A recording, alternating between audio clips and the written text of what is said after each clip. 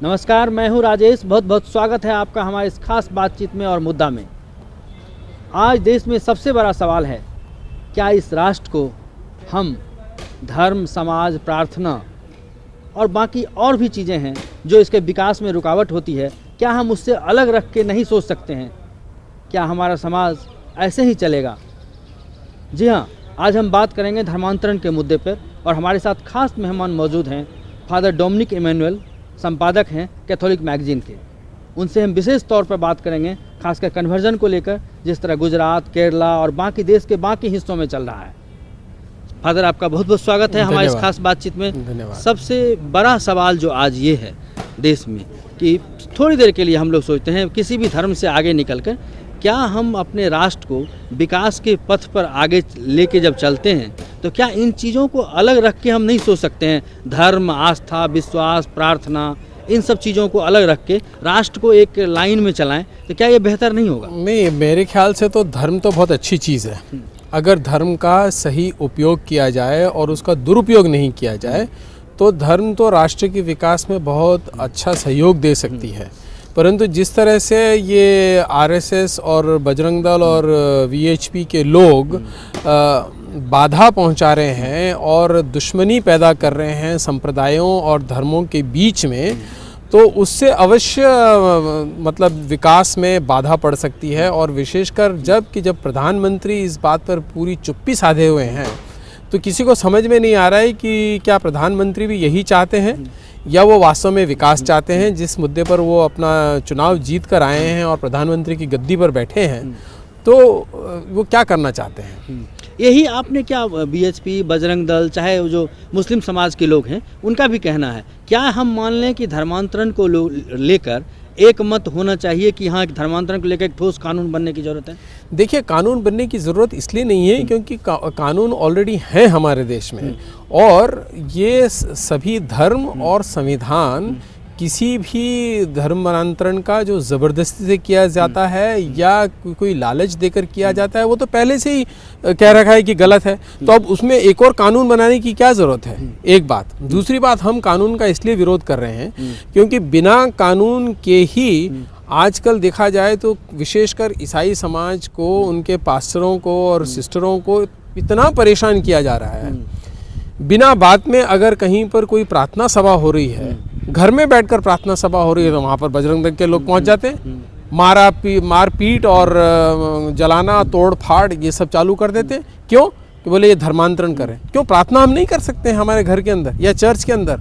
क्यों उसको आप धर्मांतरण से जोड़ रहे हैं? बिना बात में, बिना सबूत के, बिना किसी की शिकायत के इनको कुछ मालूम पड़ जाता है। तो ये अगर अभी कर रहे हैं तो जब कानून बन जाएगा तो ये तो और ज़्यादा परेशान करेंगे। यही आरोप तो बजरंग दल या बीएचपी वाले या जो भी बीजेपी के लोग हैं, यही आप पे भी लगाते हैं कि आप ईसाई मिशनरियाँ जो हैं वो देश में आई हैं, ट्राइबल्स इलाके में गई, हर जगह गई और गरीबी का उन्होंने नाजायज़ फ़ायदा उठाया और आप लालच दे के आप भी कन्वर्ट कराए। पहले तो ये कौन कह रहा है कि हम कहीं से आए हैं? कौन कह रहा है ये? हम तो यहीं पर पैदा हुए हैं। इस देश में ईसाई धर्म 2000 साल से जीवित है। तो आप अभी क्या बोलेंगे इसको कि बाहर से आए? ऐसे तो ये आर्यन जो बाहर से आए वो भी बाहर से आए। अरे वैज्ञानिक खोज शोध बता रहा है हमको कि हम तो सब अफ्रीका से आए। पूरी मानव जाति का पहला इंसान अफ्रीका से आया, तो सब हम बाहर से आए हैं। तो फिर अब आपको किसकी बात कह रहे हैं कि कोई बाहर से आया? एक बात।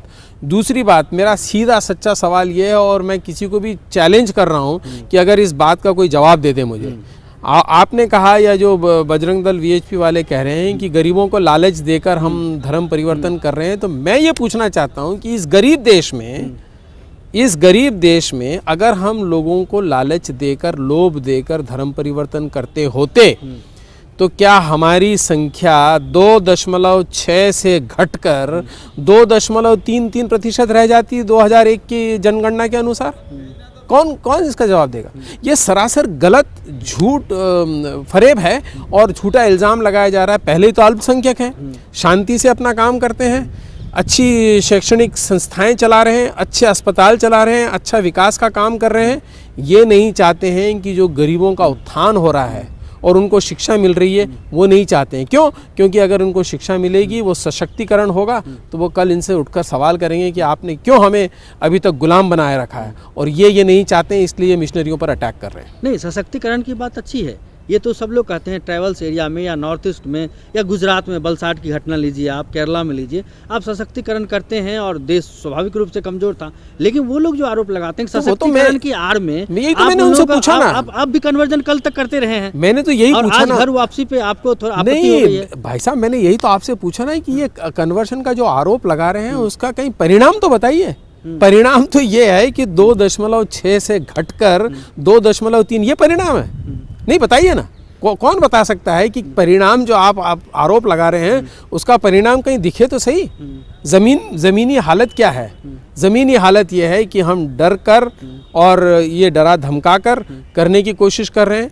पर दूसरी बात मैं ये भी बोलना चाहूँगा कि आप कितना भी हमको बदनाम कर लें कि सेवा की आड़ में, सेवा का काम हम नहीं छोड़ेंगे, क्योंकि ये हमारे धर्म की शिक्षा है। हमारे ईसा मसीह ने हमको साफ बताया है कि जब कभी तुमने किसी भूखे को भोजन दिया, प्यासे को पानी दिया, नंगे को कपड़े पहनाए और बेघर को घर दिया, तो तुमने मेरी सेवा की।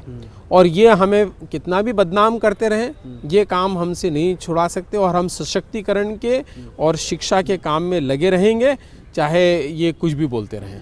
फादर, हम थोड़ी देर के लिए रुकेंगे क्योंकि वक्त हो चला है एक छोटे से ब्रेक का। अब ब्रेक के बाद हम फिर बातचीत को आगे बढ़ाएंगे। बने रहिए हमारे साथ, क्योंकि हम थोड़ी देर में वापस आते हैं।